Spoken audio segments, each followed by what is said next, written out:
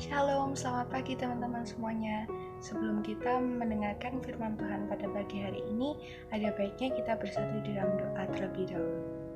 Selamat pagi ya Bapak, terima kasih atas penyertaan-Mu Bapak dari malam hingga pagi hari ini. Kami dapat membuka kembali mata kami dan memulai aktivitas kami kembali ya Bapak. Bapak, kalau sebentar kami akan mendengarkan sedikit dari firman-Mu ya Bapak, kiranya Tuhan, biarlah Engkau yang membuka pikiran kami Tuhan, membuka hati kami ya Bapak, supaya kami dapat mengerti apa yang menjadi firman-Mu pada hari ini. Kau juga berkati dan urapi hamba-Mu yang akan menyampaikan Tuhan. Kiranya apapun yang hamba-Mu katakan dan sampaikan ini merupakan perkataan dari-Mu. Terima kasih ya Yesus, hanya di dalam nama-Mu kami berdoa dan mengucap syukur. Haleluya, amin. Renungan firman Tuhan pada pagi hari ini diambil dari Matius 26 ayatnya yang ke-36 sampai 39. Maka sampailah Yesus bersama-sama murid-muridnya ke suatu tempat yang bernama Getsemani. Lalu ia berkata kepada murid-muridnya, "Duduklah di sini sementara aku pergi ke sana untuk berdoa." Dan ia membawa Petrus dan kedua anak Zebedeus sertanya. Maka mulailah ia merasa sedih dan gentar. Lalu katanya kepada mereka, "Hatiku sangat sedih, seperti mau mati rasanya. Tinggallah di sini dan berjaga-jagalah dengan aku." Maka ia maju sedikit lalu sujud dan berdoa. Katanya, "Ya Bapakku, jikalau sekiranya mungkin, biarlah cawan ini lalu daripadaku. Tetapi janganlah seperti yang kukehendaki, melainkan seperti yang Engkau kehendaki." Bacaan ayat tadi itu merupakan kisah di mana malam pada saat Yesus hendak ditangkap. Pada saat itu, Tuhan Yesus mengajak ketiga muridnya untuk ikut bersama dengan dia untuk berdoa di Taman Getsemani. Tuhan Yesus menyuruh ketiga muridnya untuk berjaga-jaga sementara dia berdoa kepada Bapa. Tuhan Yesus pada saat itu tuh tahu apa yang akan terjadi kepadanya. Dia tahu bahwa dia akan ditangkap dan disalibkan. Terus gimana perasaan Tuhan Yesus ketika Tuhan Yesus tahu hal tersebut?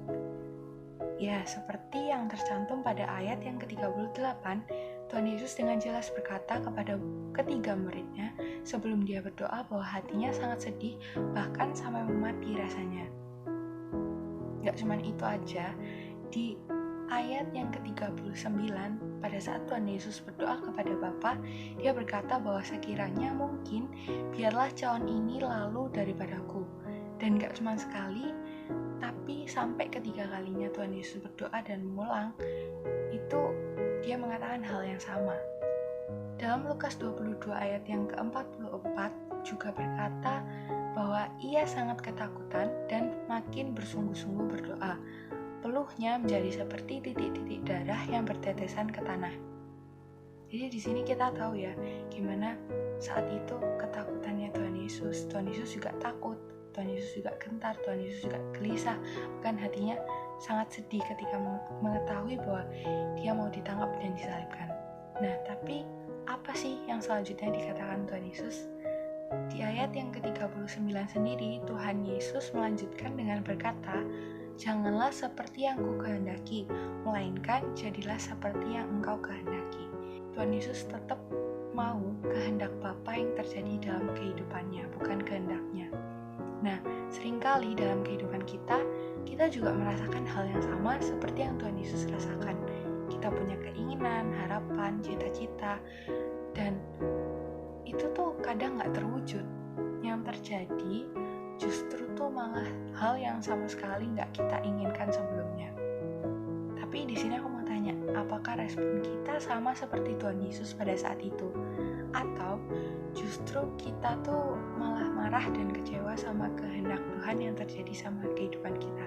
Nah, kalau teman-teman masih di opsi yang kedua, mulai sekarang aku ajak buat belajar untuk meresponi seperti Tuhan Yesus yang berserah penuh kepada kehendak Bapa.